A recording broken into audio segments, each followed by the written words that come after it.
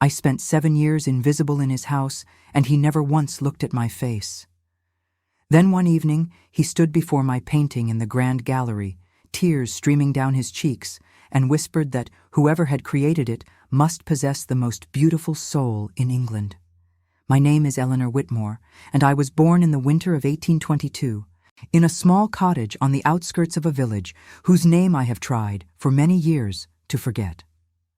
The cottage sat at the edge of a forest that seemed, to my childish imagination, to stretch on forever, its dark trees whispering secrets in languages I could not understand. My mother was a seamstress, her fingers always pricked and bleeding from the endless work she took in to keep us fed. She sewed by candlelight long after I had been put to bed, and I would fall asleep to the soft rhythm of her needle passing through fabric, a sound that still, after all these years, brings tears to my eyes. She never spoke of my father, not once, though I learned his identity in the cruelest way possible on the day she died, when I was 17 years old. The consumption had been eating at her for months, turning her coughs into something wet and terrible, stealing the color from her cheeks and the strength from her hands. I nursed her as best I could, but I was young and poor and helpless against the relentless march of disease. She slipped away on a February morning, when the frost had painted the windows white and the fire had gone cold because I had no more wood to burn. After I had wept until there were no more tears left in me, I began the grim task of sorting through her belongings. There was precious little to sort: a few worn dresses, a sewing box with needles and thread, a Bible with pressed flowers between its pages. But beneath the floorboards, hidden in a gap I had never known existed, I found a small wooden box, and inside the box was a letter. The paper was yellowed and soft with age, but the handwriting was crisp and elegant, the hand of someone who had been educated in fine things. The letter bore a seal I did not recognize, an elaborate crest stamped in red wax, and it smelled faintly of expensive cologne, a scent so foreign to our humble cottage that it seemed to belong to another world entirely. The words were brief and without warmth. He acknowledged that I existed, this man whose name was written at the bottom in a flourish of ink. He enclosed a small sum of money, a pittance really, barely enough to keep us fed for a month.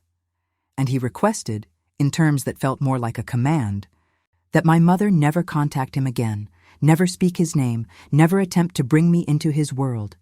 He was a lord, you see, a man of title and land and reputation, and I was the inconvenient proof of a single night's indiscretion, a stain he wished to keep hidden from the pristine fabric of his aristocratic life. I burned the letter that same evening, watching the flames consume his words, his name, his dismissal of everything I was. I watched the red wax seal melt and bubble, watched the expensive paper curl and blacken, and I felt something harden inside me, some soft and hopeful part of my heart turning to stone. I told myself I would never think of him again. I told myself I needed nothing from him, nothing from any of them. Those glittering people in their grand houses who looked through people like me as though we were made of glass. But life has a way of leading us exactly where we swore we would never go. I found work where I could in those early years after my mother's death. I scrubbed floors in a boarding house whose proprietor was a drunk who sometimes forgot to pay me. I mended clothes for a tailor who paid me half of what he paid his male apprentices, and who looked at me with eyes that made me uncomfortable, though he never acted on whatever thoughts lurked behind them. I worked in a kitchen that was so hot in summer I thought I might faint into the soup I was stirring, and so cold in winter that my fingers cracked and bled as I kneaded bread before dawn. Through it all, I painted. I cannot remember a time when I did not paint.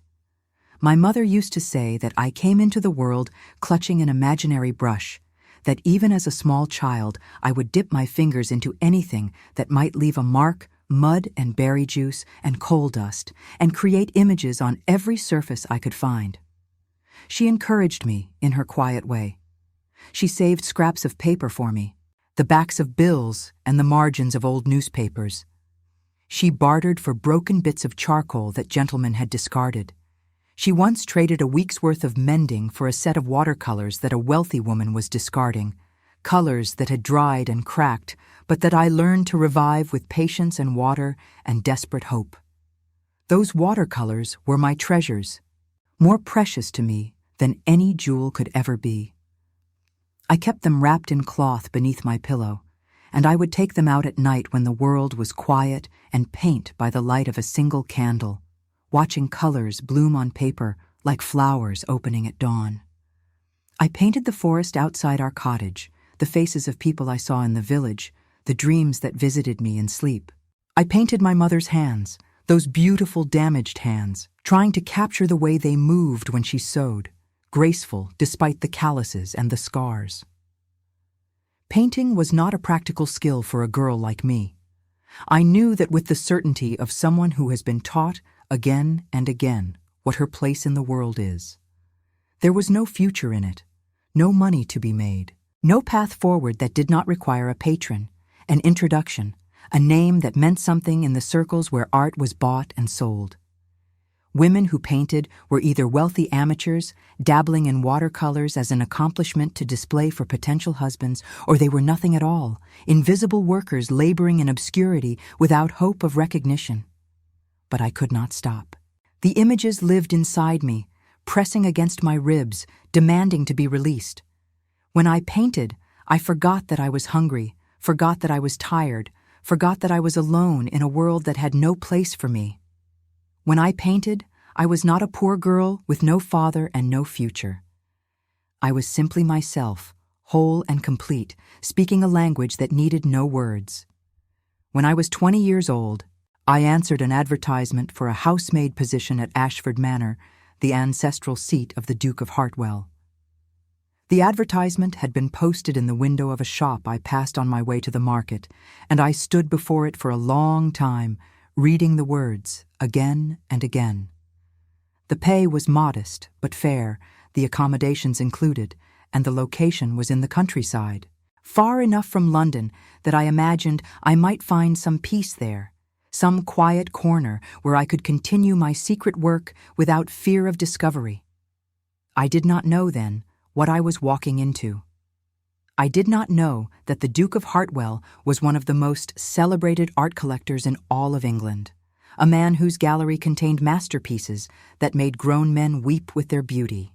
I did not know that he was young, barely 30, and that he had inherited his title and his fortune and his obsession with beautiful things from a father who had died when he was just a boy of 17. I did not know that he was cold, distant, wrapped in a grief so old it had become indistinguishable from his very skin, a second self that he wore like armor against the world. I knew none of this when I stepped off the coach that gray autumn morning and saw Ashford Manor for the first time, rising out of the mist like something from a dream or a fairy tale. The house was enormous, a sprawling testament to centuries of wealth and power, its stone walls covered in ivy that had turned the color of blood in the cooling air. There were towers and turrets and windows that seemed to watch me as I approached, hundreds of them, glinting in the weak sunlight like eyes that missed nothing. I felt, in that moment, both terrified and strangely welcomed, as though the house itself had been waiting for me to arrive, as though it had known I was coming long before I knew it myself. Mrs. Blackwood, the housekeeper, met me at the servants' entrance. She was a tall woman with iron-gray hair pulled back so tightly it seemed to stretch the skin of her face, and she looked me over with eyes that missed nothing. She noted my worn boots, their soles so thin I could feel every pebble through them. She noted my carefully mended dress, the neat stitches that showed where I had repaired tears and replaced buttons. She noted the calluses on my hands that spoke of years of hard work, and she seemed to approve of what she saw. A young woman who knew her place and was not afraid of labor. She asked me no questions about my past, offered no words of welcome or encouragement. She simply handed me a uniform, a plain black dress with a white apron and cap, and told me to be in the kitchen at 5 the following morning. Then she turned and walked away, her footsteps echoing on the stone floor, leaving me alone in a narrow corridor that smelled of soap and old wood. I was assigned to the East Wing, a section of the house that had been largely closed off since the death of the old Duke many years before. My duties were simple: dusting, sweeping, polishing, maintaining the vast empty rooms so that they would be ready should the current Duke ever decide to open them again. It was lonely work, performed in silence, surrounded by furniture draped in white sheets like ghosts frozen in the act of rising. The rooms were beautiful, even in their abandonment, with high ceilings painted with faded angels and walls hung with silk that had once been vibrant but had faded to soft pastels. I would stand sometimes at the tall windows and look out over the grounds, watching the seasons change, feeling as though I were the last person left in the world. But I did not mind the solitude. In fact, I treasured it. Solitude had been my companion for so long that its presence was comfortable, familiar, like an old friend who required nothing of me but my company. Because in the East Wing, forgotten by everyone, I discovered a room that would change my life. It was on the 3rd floor, tucked behind a door that had swollen with age and humidity and refused to open fully. I had passed it many times in my first weeks at the manor, assuming it was a closet or a storage space, nothing worth investigating. But one afternoon, driven by a curiosity I could not explain, I set my shoulder against the door and pushed, and it gave way with a groan that seemed almost human. I had to squeeze through the gap, scraping my shoulder against the frame, tearing my uniform slightly. And when I finally emerged on the other side, I found myself in what had once been a studio. The light from the tall windows was hazy with dust motes, and I stood blinking in the golden glow, trying to make sense of what I was seeing. There were easels still standing, covered in dust so thick it looked like gray velvet. There were jars of brushes on a long wooden table, their bristles stiff and splayed from years of neglect. There were stacks of canvases leaning against the walls, some blank, some bearing the ghostly traces of abandoned compositions, landscapes and portraits begun, but never finished.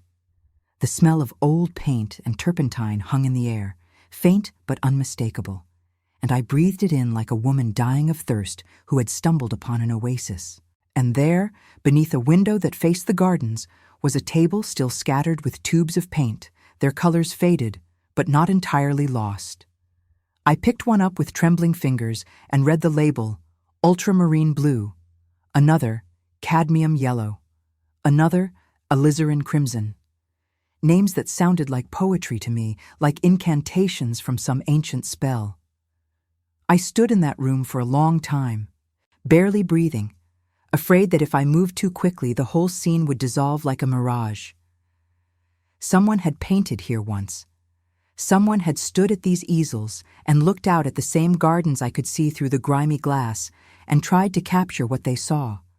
The room had been left exactly as it was, preserved in a kind of suspended grief, and I understood without being told that whoever had worked here was gone, that this space was a memorial as much as it was a studio. I should have reported my discovery to Mrs. Blackwood. I should have asked permission before touching anything. But I did neither of these things. Instead, I returned to that room every night after my duties were complete, when the house had fallen silent and the other servants had gone to their beds. I cleaned the brushes carefully, patiently, soaking them in spirits I found in a cabinet and working the bristles until they were soft again. I tested the paints, mixing them with oils to restore their consistency, discovering which ones had survived the years and which had dried beyond use. I stretched new canvas over the old frames using fabric I had saved from torn sheets that would otherwise have been discarded, scraps that no one would miss. I made my own sizing from rabbit skin glue I purchased with my meager wages on my half-days off. I prepared surfaces with the care of a surgeon preparing for an operation, and I began, slowly, secretly, to paint again. The garden became my first subject.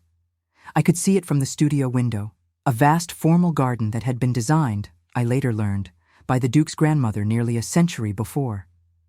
It was beautiful in all seasons, a masterpiece of nature shaped by human hands, with geometric hedges and wandering paths, and a fountain at the center that sang softly in the summer months. But I loved it best at twilight, when the light turned golden and soft, and the shadows stretched long across the carefully manicured lawns. I painted it again and again, trying to capture not just what I saw, but what I felt. The ache of beauty. The way it hurt to witness something so perfect, knowing that it would change, that the light would fade, that nothing lasted. I did not know that the Duke noticed the garden too. I did not know that he walked there sometimes, late in the evening, when he thought no one was watching. I did not know that he stood beneath the same window where I painted and looked up at the east wing with its dark windows and wondered, sometimes, what secrets those empty rooms might hold. The first time I saw him, truly saw him, I was carrying linens down the main staircase, my arms full of fresh sheets for the guest chambers that were kept ready for visitors who never came. He was standing in the entrance hall below, speaking with his steward about some matter of the estate, and his voice stopped me mid-step on the landing. It was low and measured, that voice, each word precisely chosen, with an undercurrent of weariness that seemed to contradict the authority of his position. He spoke of rents and repairs and the drainage in the lower fields, mundane matters that should not have interested me. But I found myself frozen on the stairs, straining to hear every syllable. I paused on the landing, hidden in the shadows, and I looked at him. He was tall and lean, with dark hair that he wore slightly longer than fashion dictated, and features that might have been carved from the same stone as his ancestral home. His jawline was sharp, almost severe, and there were shadows beneath his eyes that suggested he did not sleep well. His eyes were gray, the color of winter skies just before snow, and even from a distance I could see that there was something guarded in them, something locked away behind a door that had been bolted long ago. He was not handsome in the conventional sense, not soft or approachable or possessed of the easy charm that society valued.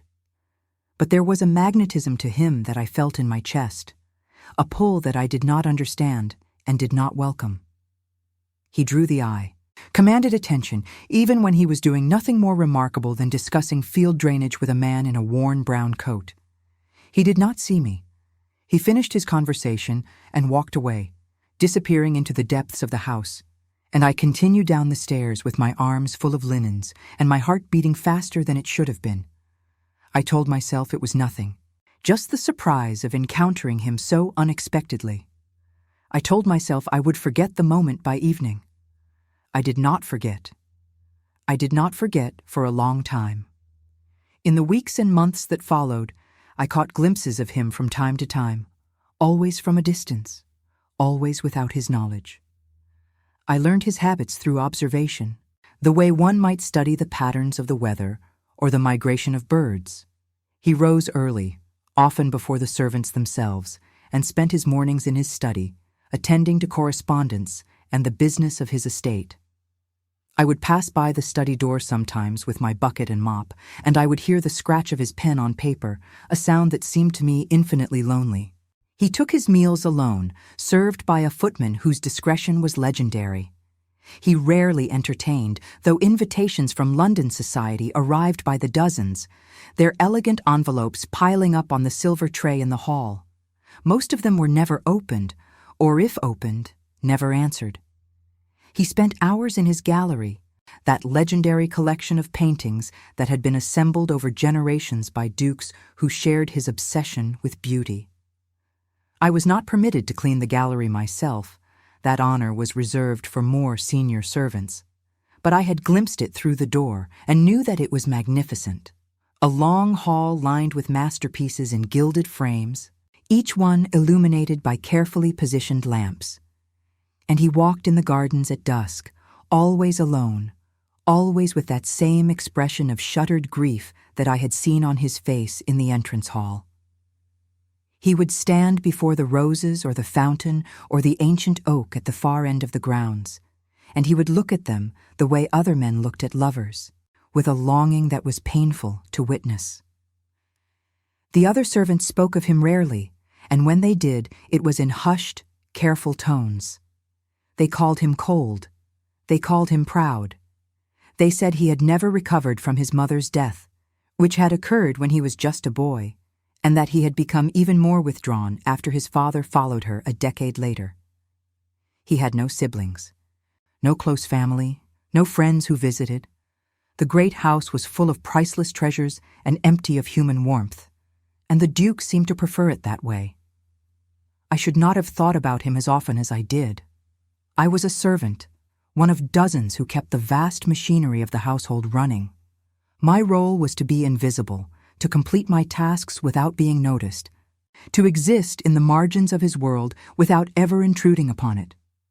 Thinking about him, wondering about him, caring about the sadness in his gray eyes. All of this was inappropriate, dangerous, foolish. But I could not help myself. He was a mystery, and I have always been drawn to mysteries. And there was something else too, something I refused to name. A recognition that flickered to life whenever I caught sight of him, as though some part of me had been waiting my whole life to see him and had finally, unexpectedly, succeeded. The first time our eyes met, truly met, it happened in the gallery. I had been sent to polish the silver frames that surrounded some of the smaller paintings, a task that had been assigned to me because Martha, who usually did it, had fallen ill with a fever. Mrs. Blackwood had impressed upon me the importance of the work, the need for absolute care and precision, and I had accepted the responsibility with a mixture of pride and terror.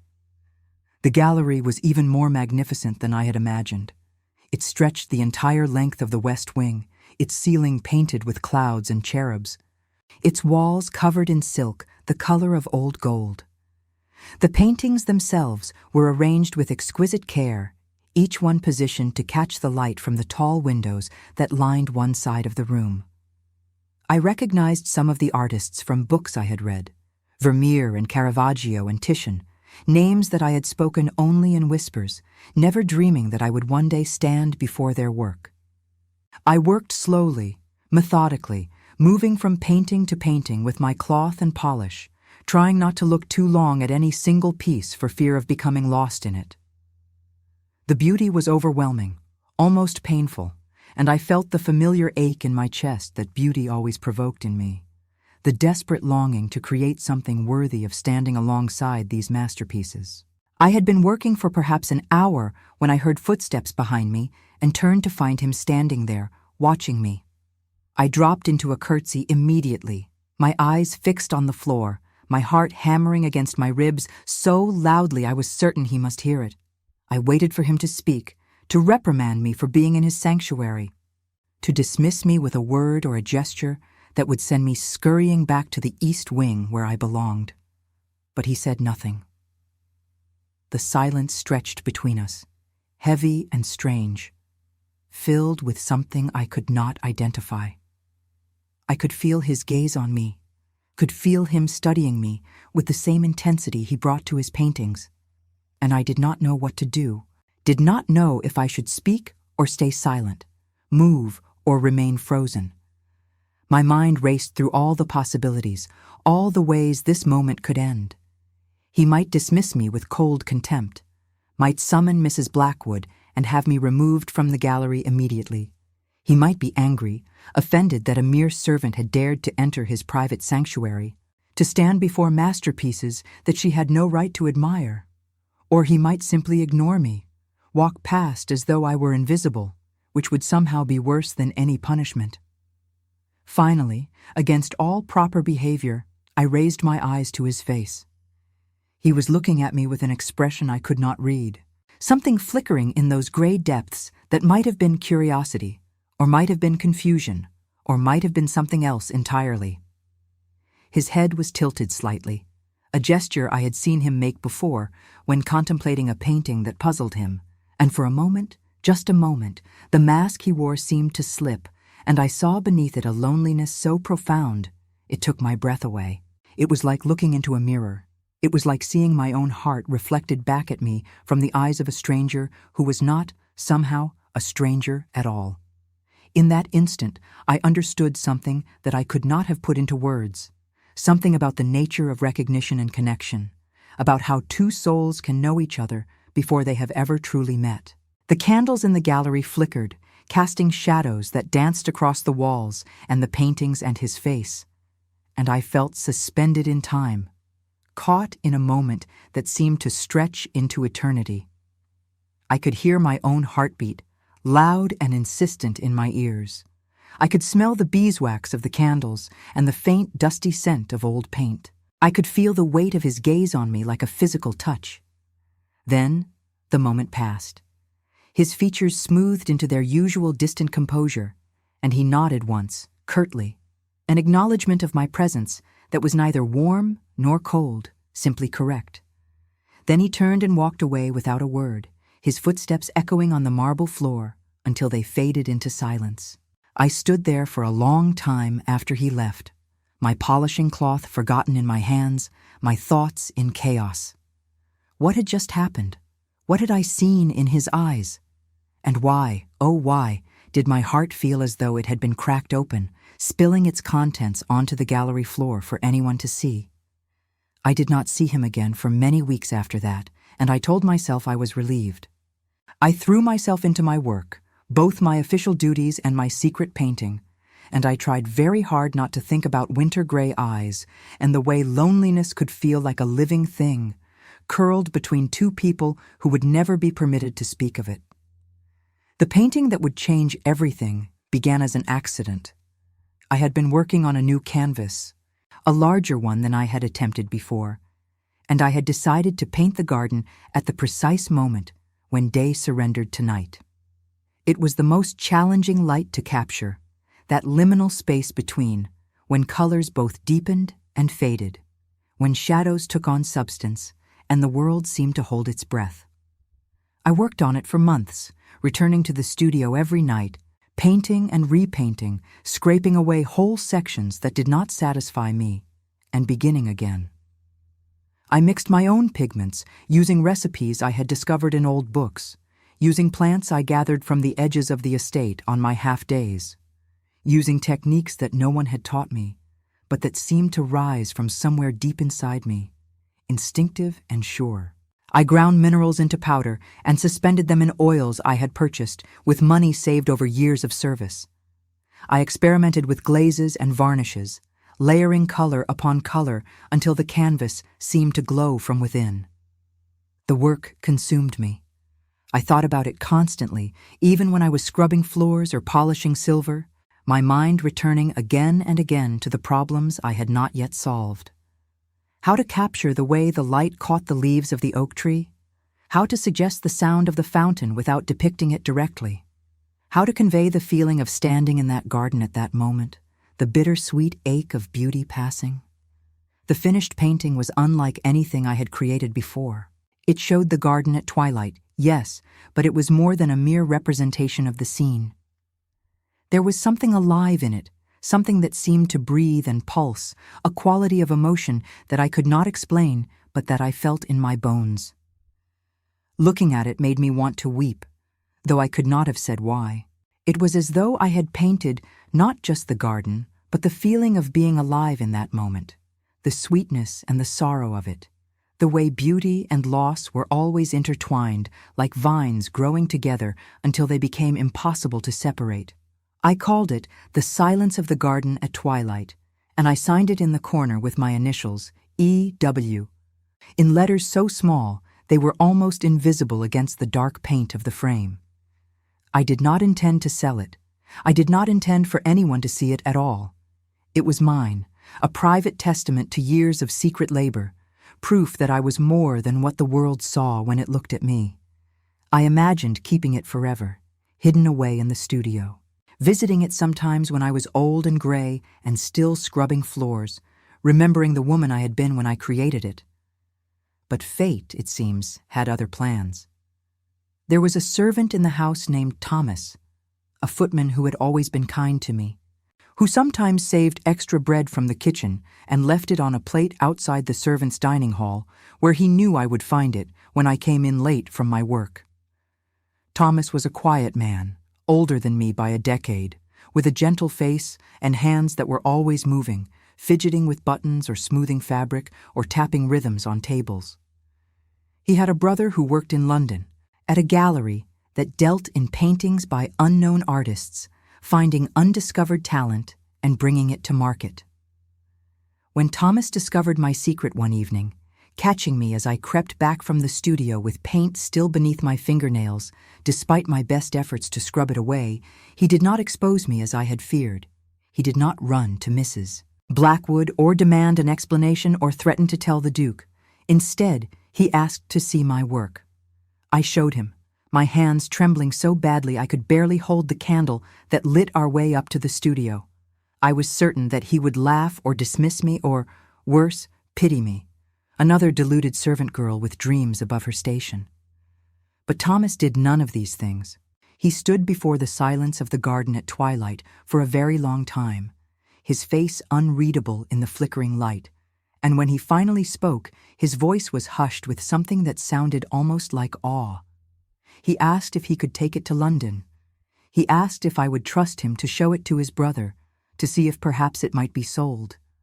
The money, he said, could change my life. Even if it sold for a modest sum, it would be more than I could earn in years of service. And the recognition, anonymous as it would be, could be a first step towards something more. I should have said no. I should have kept the painting hidden, kept myself hidden, continued in the safe shadows where I had always lived. But there was something in his voice that matched something in my heart, a desperate hope that I had never allowed myself to feel, and I found myself nodding before I could think better of it. Thomas took the painting to London, wrapped in cloth, hidden in a trunk among his belongings. I did not expect to hear anything for months, if ever. I told myself that it would come to nothing, that I would get the painting back eventually, that I would hang it somewhere in my tiny room and look at it sometimes, and remember that I had once been brave enough to dream. But 3 weeks later, Thomas returned with news that made my knees buckle beneath me. The painting had been sold. Not for a modest sum, not for the few £100s that might have changed my circumstances. It had been purchased at auction by an anonymous buyer who had paid £10 million for it, a sum so staggering that it had made headlines in every newspaper in England. Critics were calling it a masterpiece. Collectors were clamoring to know who E.W. was. The art world was consumed with speculation about the mysterious artist who had appeared from nowhere and created something that seemed to reach into the very soul of everyone who looked at it. £10 million. The number was impossible, obscene, beyond anything I could comprehend. I made £30 a year as a housemaid. 10 million was a fortune that belonged in fairy tales, in dreams, in the lives of people so different from me that we might as well have been different species entirely. And the buyer, Thomas said with a strange look in his eyes, was rumored to be none other than the Duke of Hartwell himself. I did not believe him at first. I thought it must be a mistake, a coincidence, some other duke with some other fortune and some other obsession with art. But the following week, when the painting arrived at Ashford Manor in a crate lined with velvet and was carried with infinite care into the gallery by servants who held their breath as though they were handling something sacred, I knew that it was true. I watched from the doorway, hidden in the shadows, as the Duke supervised its hanging.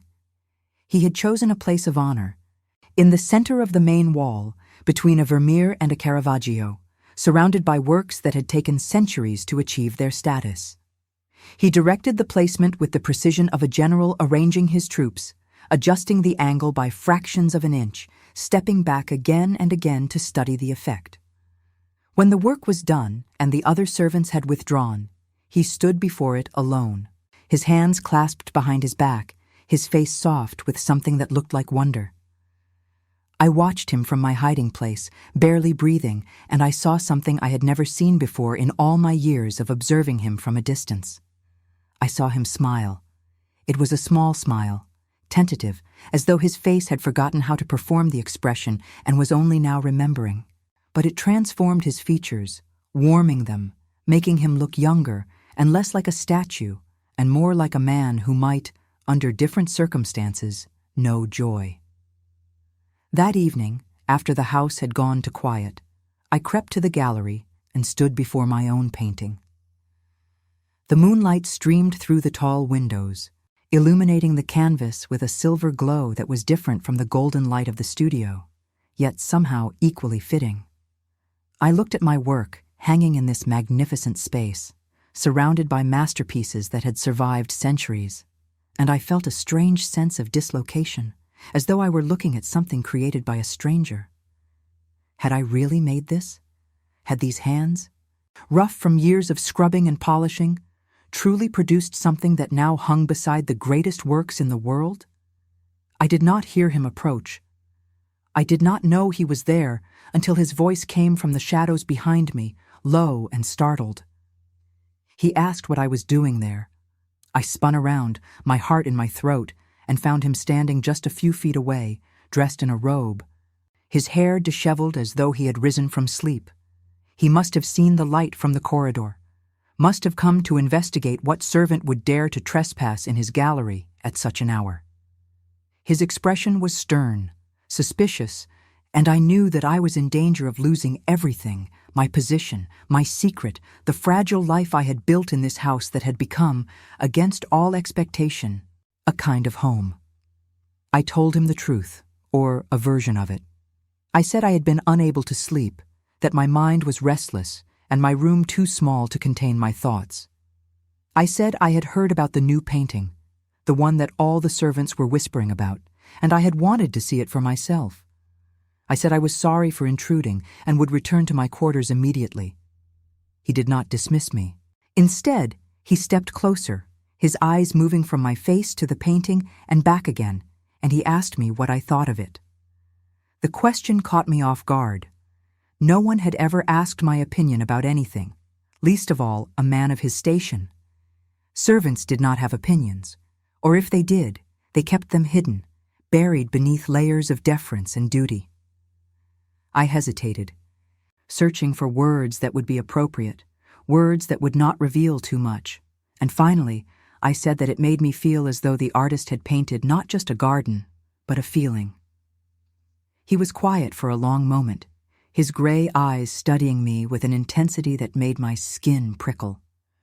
And then he nodded slowly, and I saw something shift in his expression, some wall come down ever so slightly. He told me that was exactly how it made him feel too. He said he had spent his entire life collecting beautiful things, trying to fill the emptiness inside him with canvas and pigment, hoping that if he surrounded himself with enough beauty, some of it might seep into the hollow places in his heart. But this painting was different. This painting did not just fill the emptiness, it acknowledged it. It sat with it, kept it company, made him feel, for the first time in as long as he could remember, that he was not alone in his loneliness. I did not know what to say.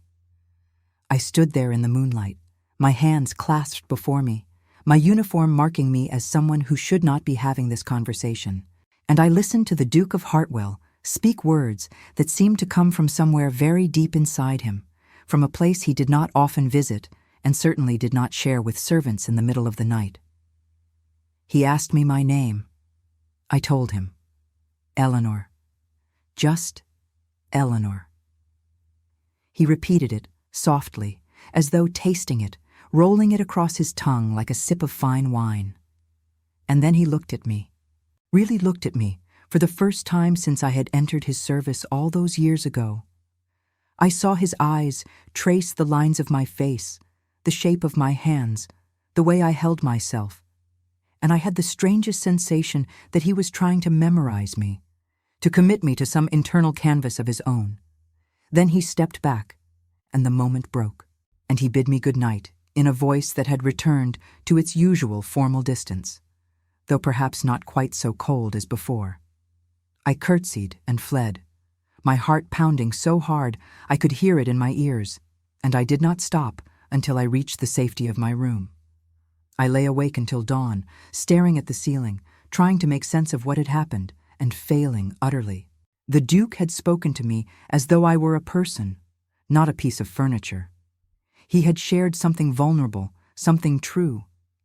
And he had looked at me with those gray eyes, and I had felt seen in a way I had never felt before in all my invisible years. It was dangerous. I knew it was dangerous. The distance between us was vast and uncrossable, a chasm made of money and title and centuries of tradition. Even if I wanted to bridge it, which I most certainly did not, it would be impossible. I was a housemaid. He was a duke. That was the beginning and the end of the story. But the heart does not listen to reason. The heart does what it wants, heedless of consequence. And my heart had decided, in that moonlit gallery, that it wanted him. In the weeks that followed, things began to change in ways both subtle and profound. It started small. The Duke began to appear in parts of the house where I was working, always with some excuse, always with some question about the paintings in the East Wing, or the furniture he was thinking of restoring, or the history of the rooms I was tending. He would pause beside me, his presence overwhelming in the small spaces, and we would speak for a few minutes about inconsequential things before he moved on. These conversations were proper, restrained, the kind of interactions that might occur between any master and servant curious about his household. But there was something beneath them, something unspoken that hummed in the air between us like the vibration of a plucked string.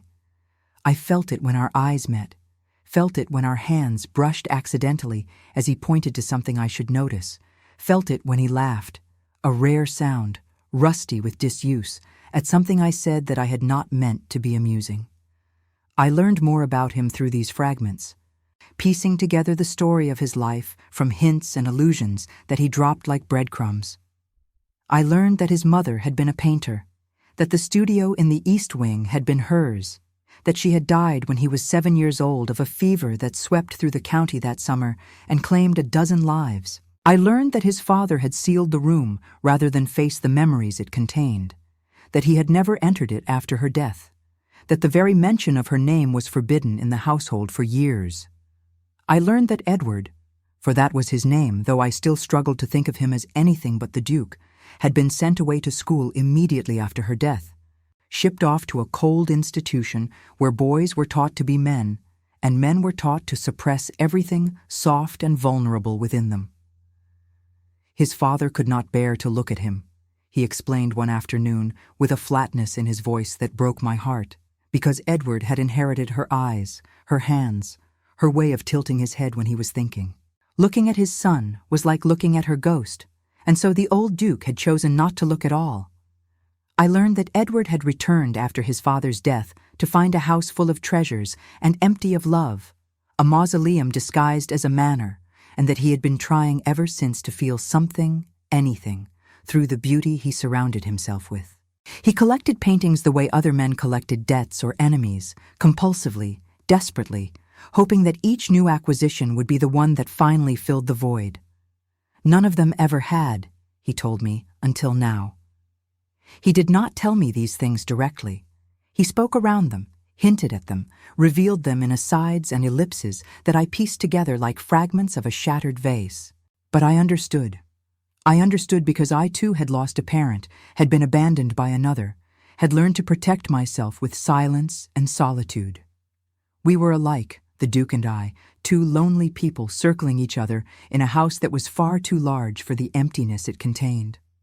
The obsession with finding the artist began slowly at first and then consumed him entirely. He hired investigators, 3 of them, who traveled across England following leads that all turned out to be false. He placed advertisements in newspapers offering substantial rewards for information about the identity of E.W. And the letters poured in, hundreds of them, from opportunists and frauds and sincere people who were simply mistaken. He wrote to galleries and critics and collectors, anyone who might have a clue about the mysterious painter who had captured his heart through canvas and pigment. He became convinced that if he could find the artist, if he could meet the person who had created the painting that had moved him so deeply, he would find something he had been searching for his entire life. Not just another beautiful object to add to his collection, but a kindred spirit, someone who saw the world the way he did, who felt its beauty and its sorrow with the same piercing intensity. I watched this unfold with growing terror. Every day brought new inquiries, new leads, new people arriving at the house to offer theories and speculation. Every day, the net drew tighter around me, and I knew it was only a matter of time before someone made the connection. The painting depicted the gardens of Ashford Manor. The artist's initials matched those of a housemaid in the Duke's own household. How long before someone put these pieces together and pulled back the curtain on my carefully maintained secret? Thomas urged me to confess. He came to me late at night, his face earnest with concern, and he said that the Duke would be pleased, that he would reward me, that this could be my chance to escape the life of servitude and claim the recognition I deserved. He painted pictures of a different future, one where I was celebrated and comfortable and free to create without having to hide. But Thomas did not understand. The Duke did not want to discover that his masterpiece had been painted by a housemaid with no training and no pedigree. He wanted to find a romantic figure, an eccentric genius, someone worthy of the pedestal he had built in his imagination. He spoke of E.W. with reverence, with longing, with a tenderness that he had never shown to any living person. The truth would only disappoint him, would shatter the beautiful story he had constructed, would transform the magical into the mundane. And there was something else, something I could barely admit to myself even in the privacy of my own thoughts. In these weeks of conversations and accidental meetings, I had come to care for Edward in a way that terrified me. Not as a servant cares for a master, but as a woman cares for a man. I thought about him when I should have been sleeping, dreamed about him when I finally drifted off, felt my heart leap whenever I heard his footsteps in the corridor. The thought of seeing his face change when he learned the truth, the thought of watching his admiration curdle into pity or condescension, was more than I could bear. Better to remain invisible, to keep our growing friendship intact, than to risk everything by revealing who I really was. So I said nothing. I continued my work, both visible and invisible, and I prayed that the mystery would remain unsolved. The weeks that followed were a strange kind of torture. Every day I watched Edward grow more obsessed with finding the mysterious artist, more convinced that E.W. held the key to something essential, something he desperately needed. He would speak of the painter at dinner, wondering aloud about their identity, their life, their inspirations. He would stay up late reading correspondence from investigators, poring over false leads and mistaken identities. He would stand for hours before the painting in the gallery, studying it with an intensity that bordered on desperation. And all the while, I stood at the edges of his life, watching, listening, holding a secret that burned in my chest like a coal that would not die. There were moments when I nearly told him. Late at night, when the house was silent and I was alone with my thoughts, I would compose confessions in my mind, imagining how I might begin, what words I might use. I would picture his face as he learned the truth, trying to anticipate whether it would light with joy or darken with disappointment. But always, fear held me back. The risk was too great, the potential for loss too devastating. I began to notice changes in our interactions during this time, subtle shifts that I tried not to read too much into, but could not ignore. Edward seemed to seek me out more often, finding reasons to speak with me that went beyond the ordinary exchanges between master and servant. He asked my opinions about paintings, about books, about music and philosophy and the nature of beauty. He listened when I answered, really listened, with an attention that made me feel seen in ways I had not felt since my mother's death. Once, he caught me looking at a painting in one of the corridors, a small landscape that I had always admired.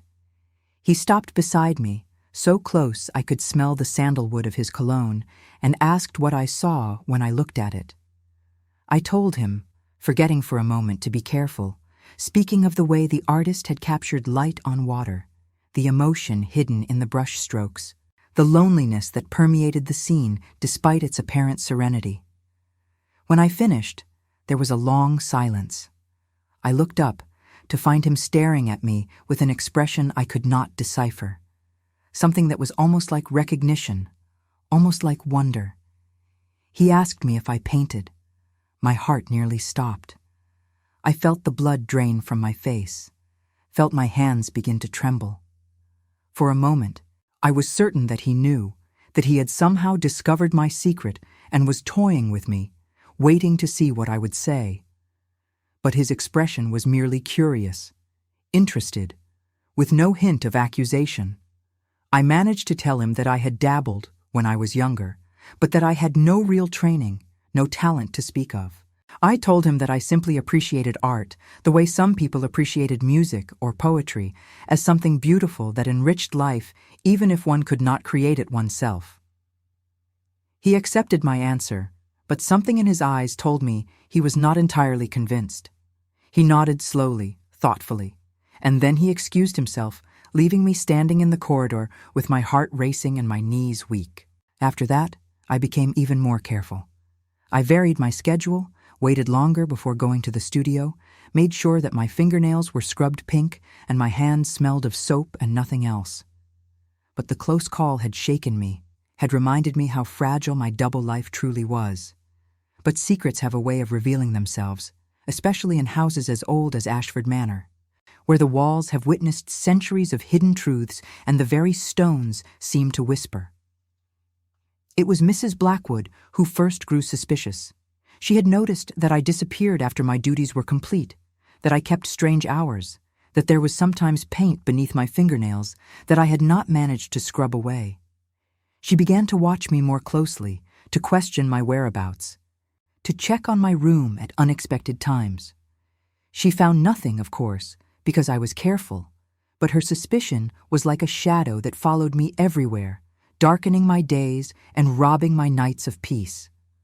I became even more cautious, cleaning myself more thoroughly, varying my routes to the studio, keeping my paints and brushes hidden in places where no one would think to look. But I knew I was living on borrowed time, knew that eventually my luck would run out and the careful life I had constructed would come crashing down around me. The confrontation came on a winter evening when the snow was falling thick outside and the house felt more isolated than ever.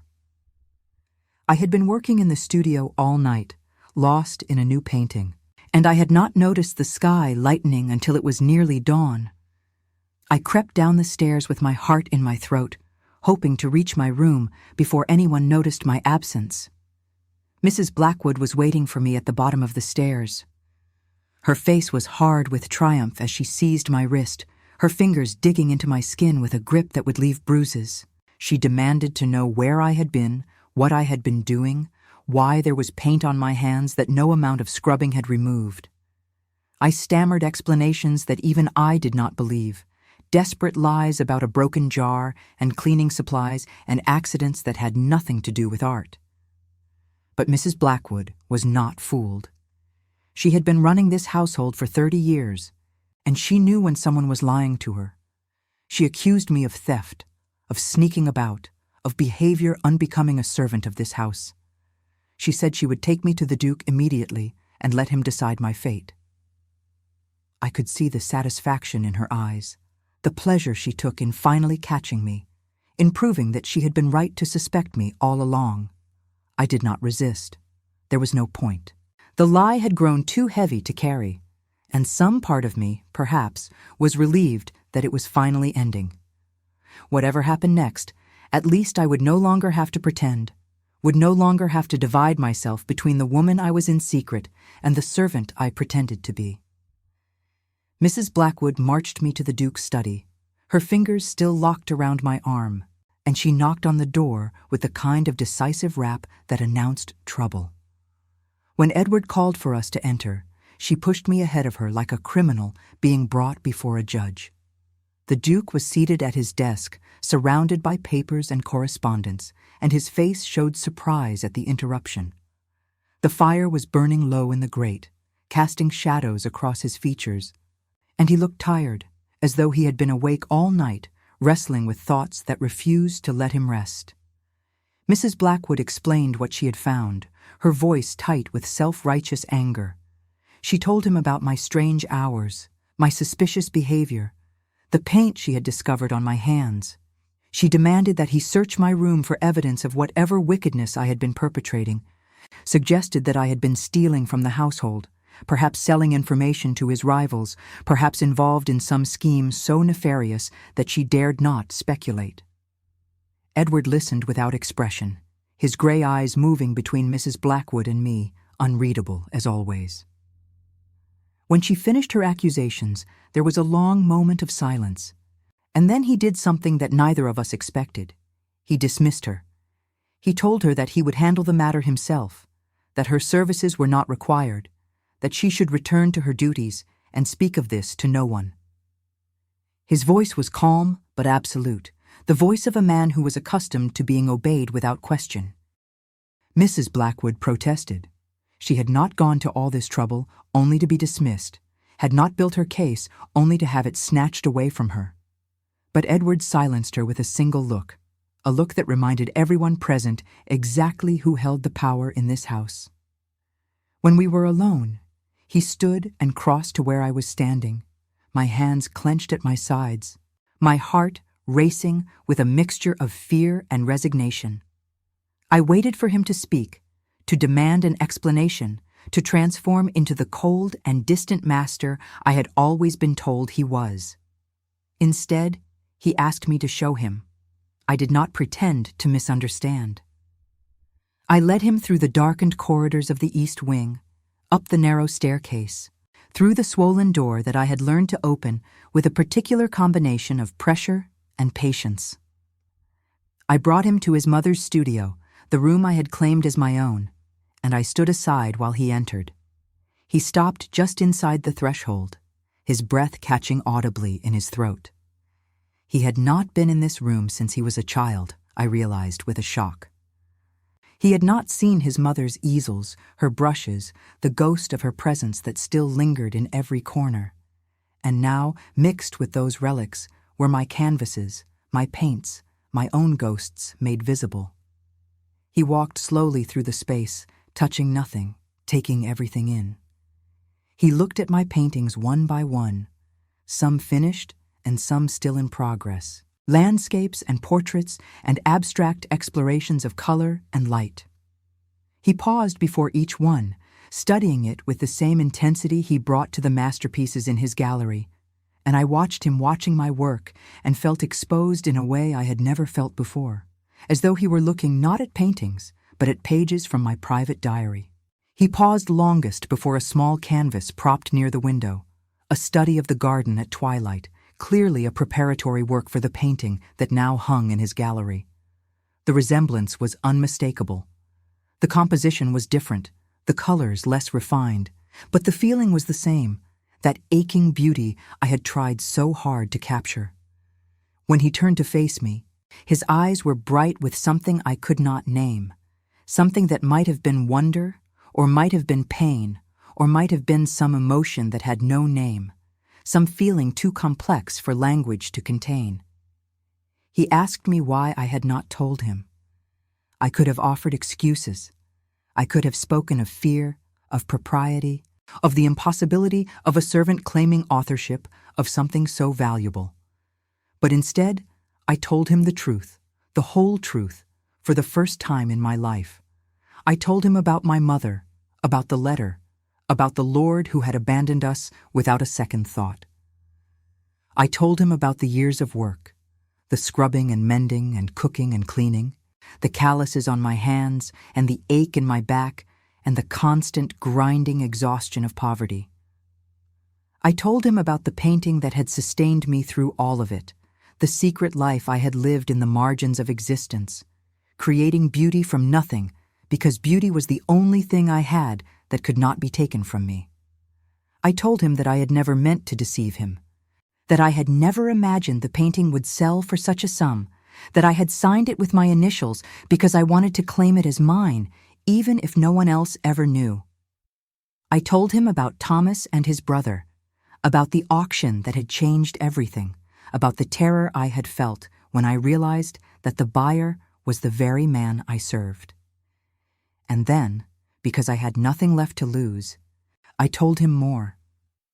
I told him that I had watched him grieve in this house for years, surrounded by beautiful things that could not comfort him, and that I had wished I could help but knew I never could.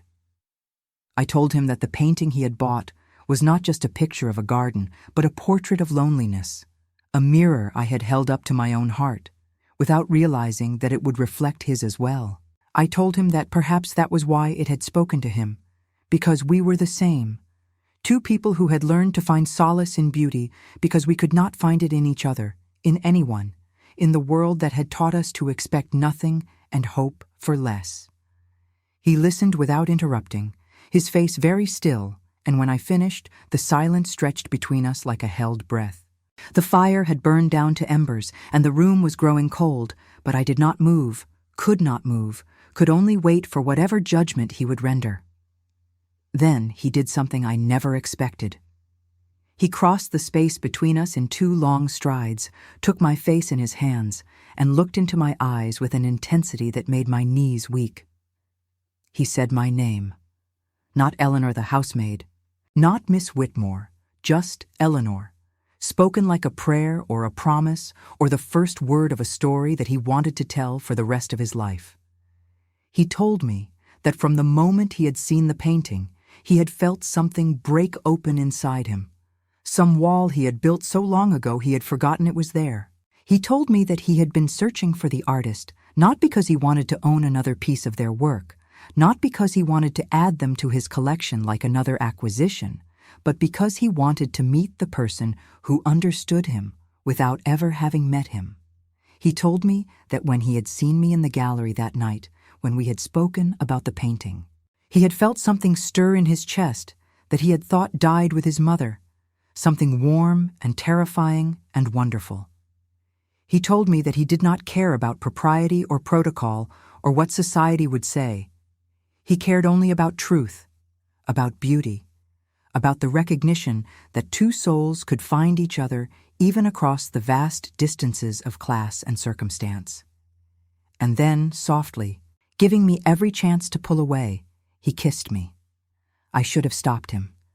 I should have remembered my place, remembered the impossibility of what was happening, remembered all the reasons why this could only end in disaster.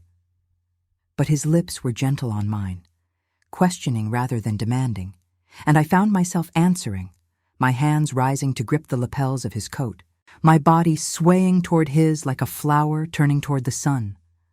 When we finally separated, we were both breathing hard, and the world had shifted on its axis in ways that could not be undone. The weeks that followed were a kind of suspended dream. Edward arranged for me to be moved from the servants' quarters to a guest chamber in the main house.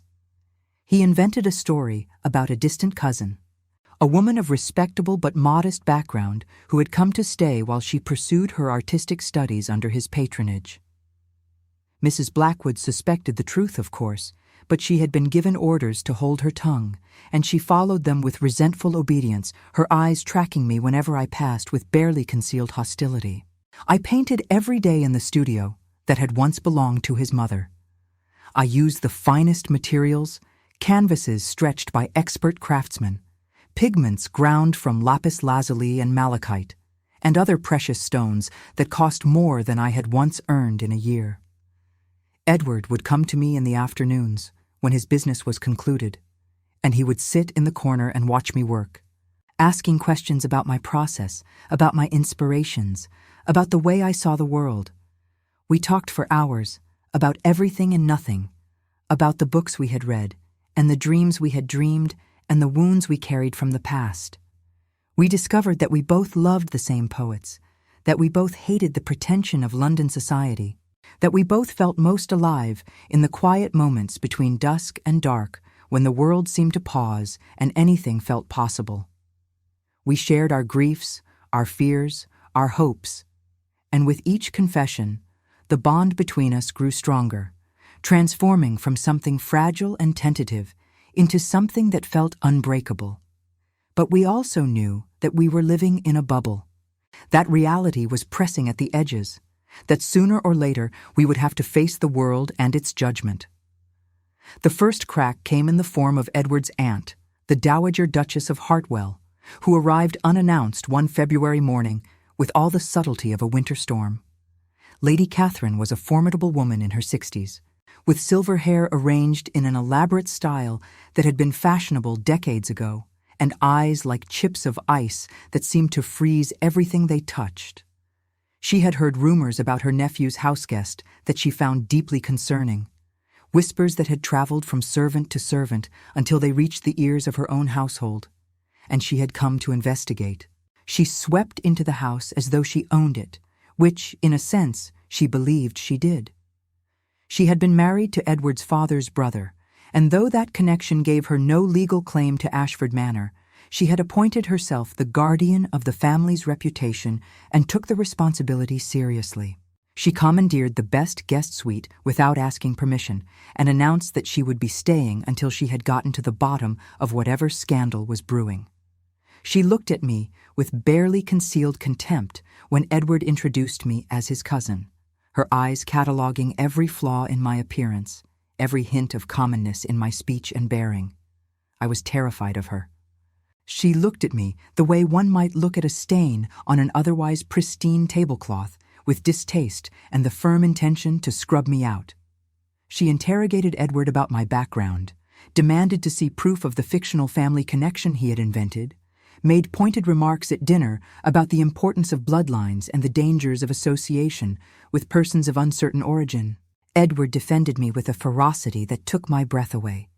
He told his aunt that my background was none of her concern, that I was his guest and would be treated with respect, that if she could not accept his choices, she was welcome to return to her own home. Lady Catherine was shocked into silence by his vehemence, but I could see in her eyes that she had not surrendered, only retreated to plan her next attack. That night, Edward came to my room, something he had never done before. He stood in the doorway, his face drawn with worry, and he asked if I wanted to leave. He said he would understand if I did, if the pressure was too much, if I wanted to return to the anonymity I had known before. He said he would set me up somewhere comfortable, provide for me, ensure that I never had to work as a servant again. But I would not be with him. That was the unspoken condition, the sacrifice he was offering to make for my comfort. I pulled him into the room and closed the door behind him. I took his hands in mine and told him that I was not going anywhere. I told him that I had spent my entire life being invisible, being overlooked, being dismissed, and that I was done with it. I told him that I loved him, the words falling from my lips before I could stop them, and that whatever challenges lay ahead, I wanted to face them at his side. He gathered me into his arms and held me so tightly I could feel his heart beating against mine, strong and steady and sure. He whispered into my hair that he loved me too, that he had loved me since that night in the gallery when we had stood before my painting and spoken of loneliness, that he would find a way to make this work, no matter what it cost him. We did not sleep that night. We sat together by the fire and talked about the future, about possibilities and obstacles, about the life we might build if we were brave enough to reach for it. Edward spoke of his dreams he had never shared with anyone before. He told me that he had always imagined the great house filled with laughter, with life, with the warmth that had been absent since his mother's death. He told me that he had given up hope of ever finding someone who understood him, who saw past the title and the fortune to the lonely man beneath. He told me that when he looked at my painting, when he looked at me, he saw the possibility of something he had thought forever beyond his reach. I spoke of my own dreams, the ones I had buried so deep I had almost forgotten they existed. I told him about the life I had imagined as a girl, before poverty and necessity had ground those imaginings to dust. I told him about the home I had yearned for, the security, the sense of belonging to something larger than myself.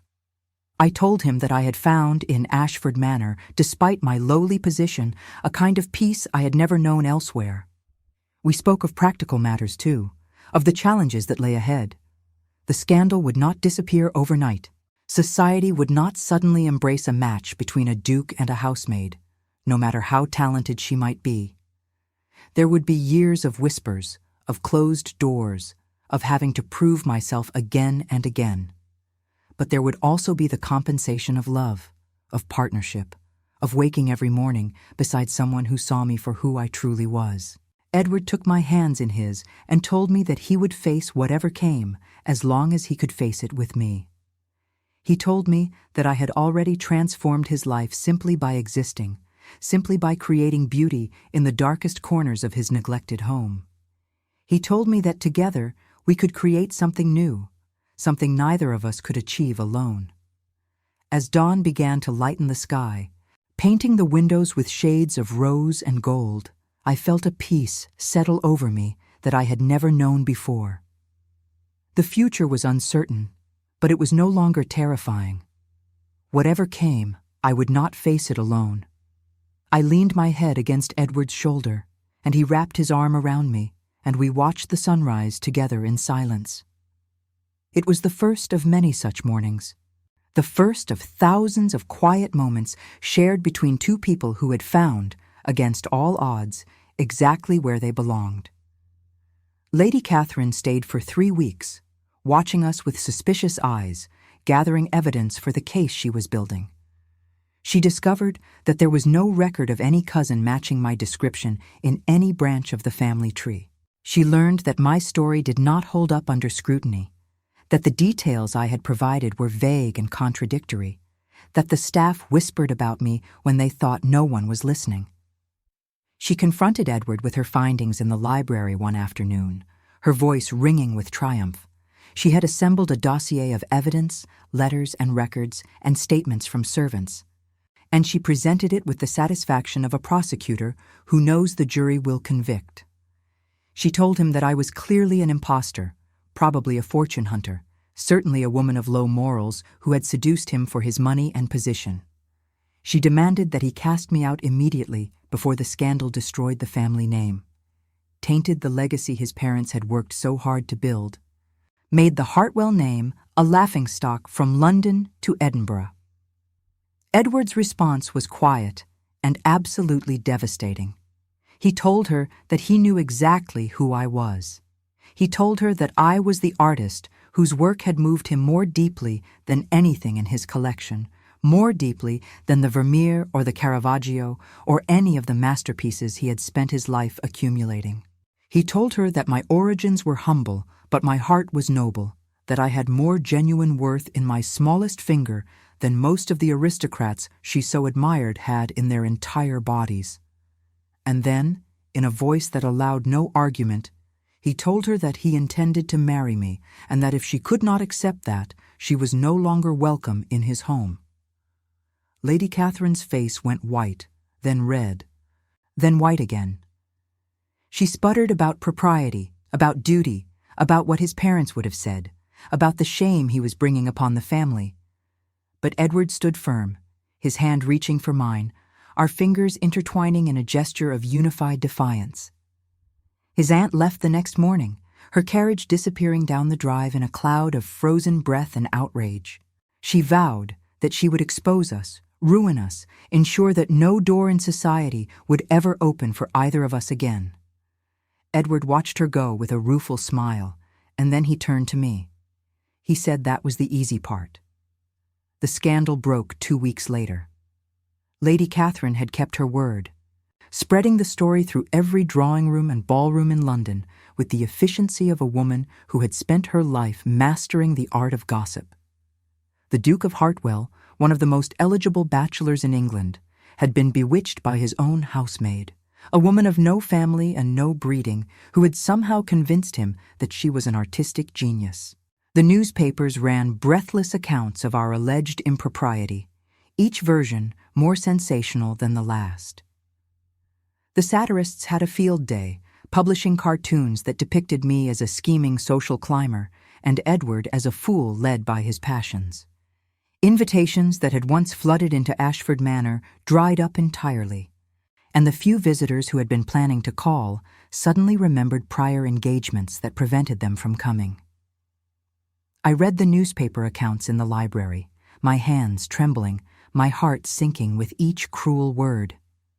I had known this would happen, had feared it since the moment I first kissed him.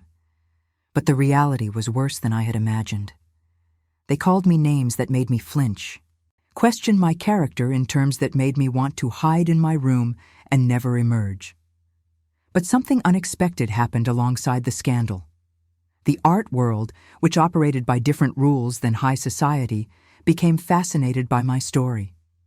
Critics who had praised the silence of the garden at twilight now clamored for more information about the mysterious E.W. Collectors wanted to know if there were other works, if the talent was real, if the romantic legend was true. A gallery owner from Paris traveled to England specifically to meet me, and he left with 3 paintings and a promise to exhibit my work in the spring. A critic from the Times wrote a long article defending my art, arguing that genius could emerge from any circumstance and that my humble origins made my achievement even more remarkable. Letters of support arrived from artists and art lovers across Europe, many of them women who had faced similar obstacles in their own pursuits. Edward encouraged me to embrace the attention, to let my art speak for itself, to prove through my work that I was worthy of the position he was offering me. I was terrified, but I did it. I gave interviews to journalists who came to Ashford Manor, speaking carefully about my methods and inspirations while avoiding the more salacious aspects of my relationship with Edward. I allowed critics to visit the studio, watching nervously as they examined my work and asked probing questions about my technique. And slowly, the narrative began to shift. The housemaid who had trapped a duke became the genius who had emerged from obscurity. The scandal became a romance. The whispers of disapproval became murmurs of grudging admiration, at least in some quarters. Society might not accept me, but the world of art had opened its arms, and that acceptance gave me something I had never had before: legitimacy. There was one moment during those turbulent months that I will never forget, a moment that crystallized for me the true nature of what Edward and I had found together. We had traveled to London for the opening of an exhibition that included 3 of my paintings, a daunting prospect given the scandal that still swirled around our names. I had not wanted to go, had begged Edward to let me stay at Ashford Manor where I felt safe, but he had insisted. He said that I could not hide forever, that I had to face the world and show them who I truly was. The gallery was crowded when we arrived, filled with critics and collectors and curious onlookers who had come as much to see the scandalous housemaid as to see her art. I could feel their eyes on me as I walked through the door, could hear the whispers that rippled through the crowd like wind through wheat. My hand tightened on Edward's arm, and I thought for a moment that I might faint. But Edward kept me steady. He walked me through the gallery with his head held high, introducing me to anyone who approached, speaking of my work with a pride that left no room for shame or apology. He treated me as though I were the most distinguished artist in the room, as though my background were an asset rather than a liability, and slowly I began to believe it.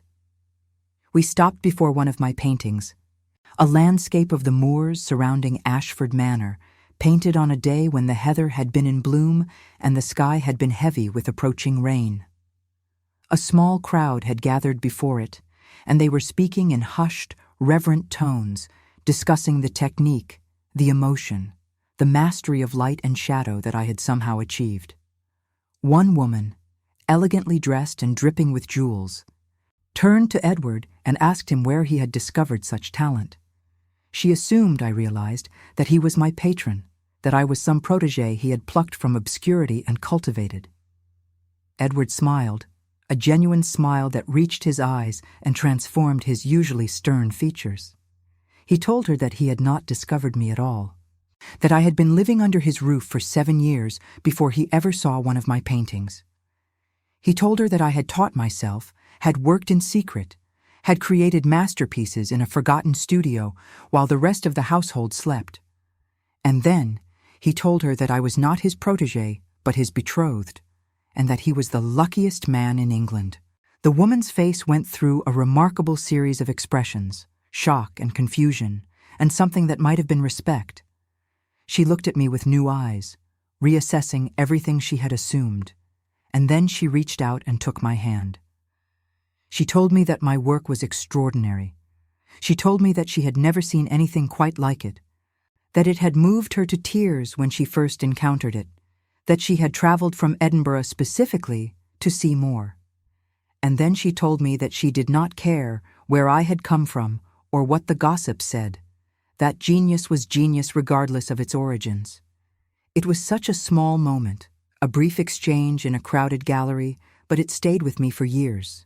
It was the first time someone from Edward's world had looked at me and seen, not the scandal or the servant, but the artist. It gave me hope that perhaps, with time, others might do the same. The exhibition was a success. Before the wedding could take place, there was one final obstacle we had to overcome, one last ghost from my past that demanded to be confronted. The investigators Edward had hired to find E.W. had, in their searches, uncovered something else entirely. They had traced my initials, followed the threads of my history, and in doing so, they had discovered the identity of my father. The lord who had abandoned my mother and me was still alive, living in a grand estate in Yorkshire, surrounded by the legitimate family he had built after discarding us like refuse. When Edward told me what they had found, I felt the world tilt beneath my feet. I had spent so many years trying to forget that man, trying to convince myself that I needed nothing from him, that his abandonment had not wounded me. But the truth was that the wound had never healed, had only scabbed over, and now it was being torn open again. Edward asked me what I wanted to do. He said he would support whatever decision I made, whether I chose to confront my father or to continue as though he did not exist.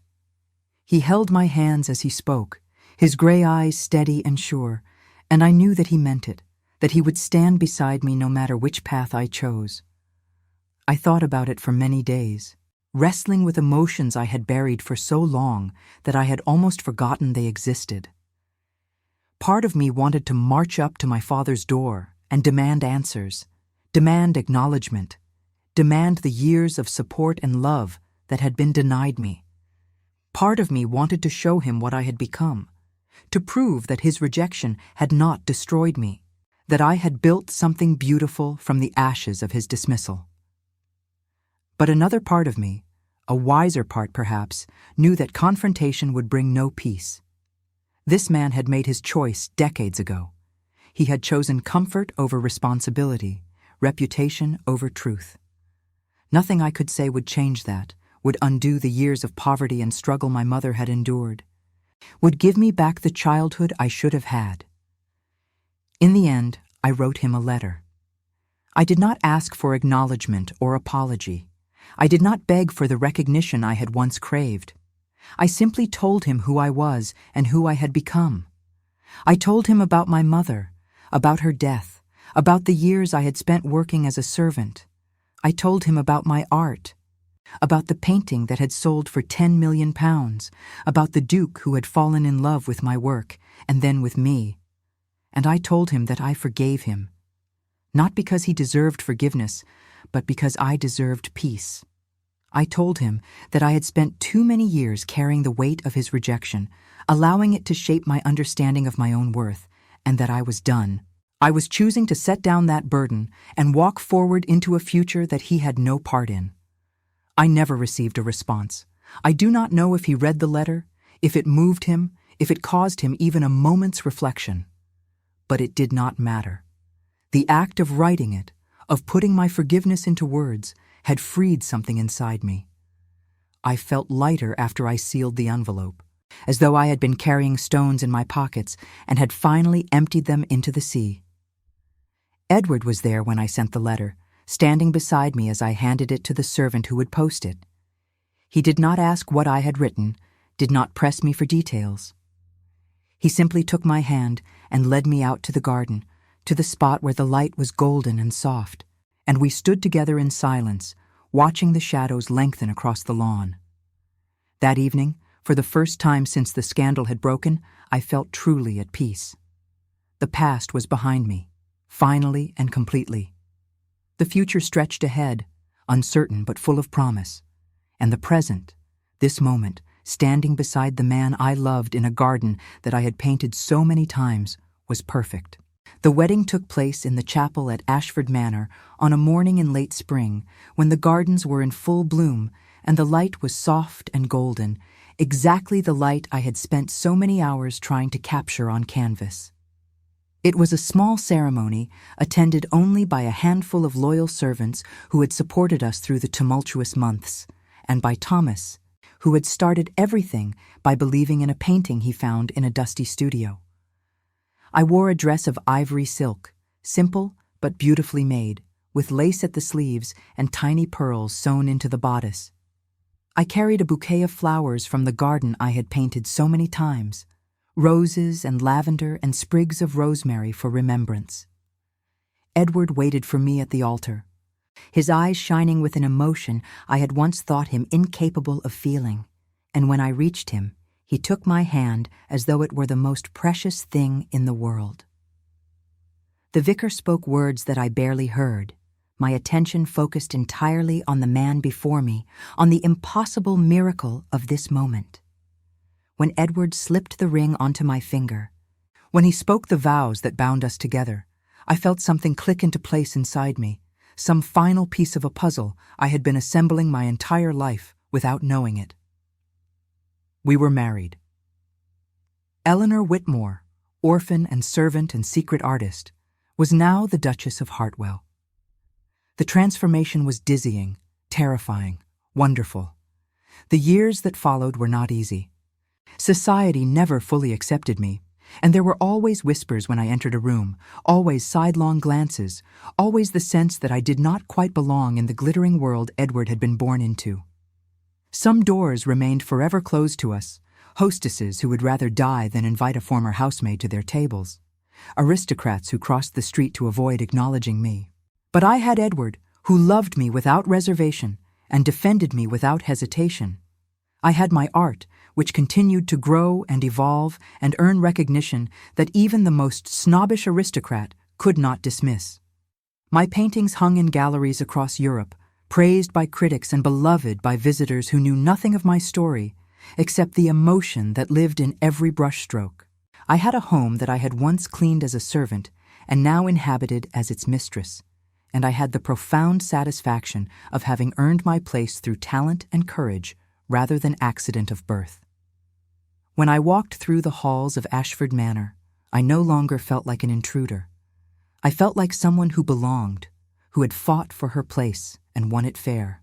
Lady Catherine never reconciled with us.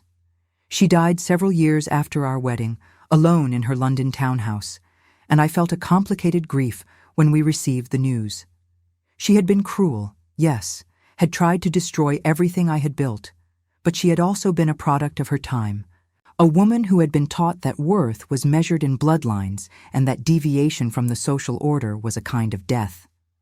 I pitied her in the end for the narrowness of her vision, for the love and beauty she had rejected because they came in an unexpected form.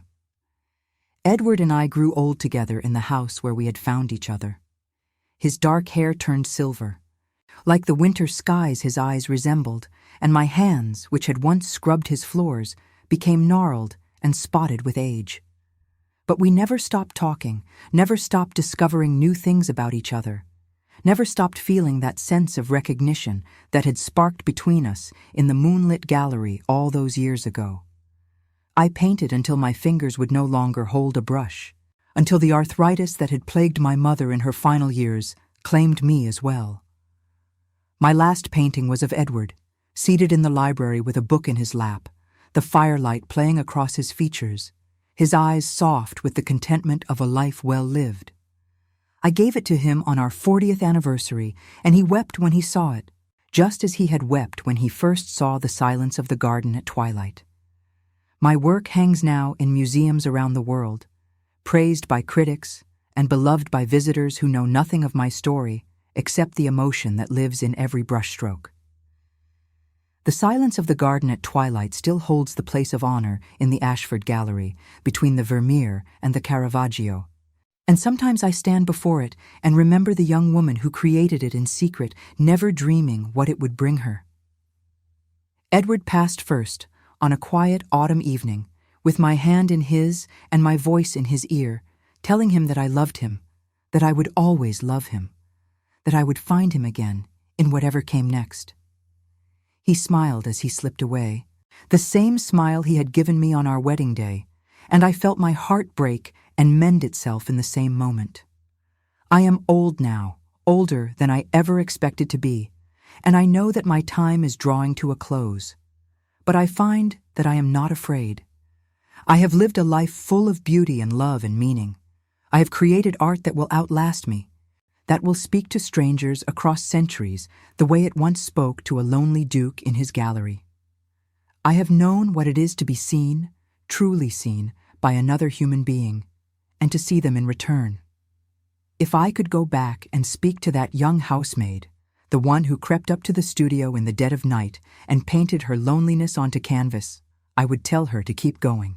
I would tell her that the path would be hard, harder than she could imagine, but that it would lead her somewhere extraordinary. I would tell her that her talent was real, that her worth was not determined by her birth, that she was capable of achieving things that seemed impossible. And I would tell her about love. I would tell her that it would find her when she least expected it, in a place where it should not have been possible, and that it would transform her life in ways she could not predict. I would tell her to be brave, to reach for it even when it seemed foolish, to trust that the heart knows things the mind cannot comprehend. I would tell her that one day a duke would pay a fortune for a painting she created in secret, and that he would look at it and see his own soul reflected back at him. I would tell her that he would search for her, that he would find her, and that their meeting would be the beginning of a story more beautiful than anything she could paint. I would tell her that she was not invisible. She had never been invisible. She was just waiting for the right eyes to see her. And finally, one moonlit night in a gallery full of masterpieces, they did.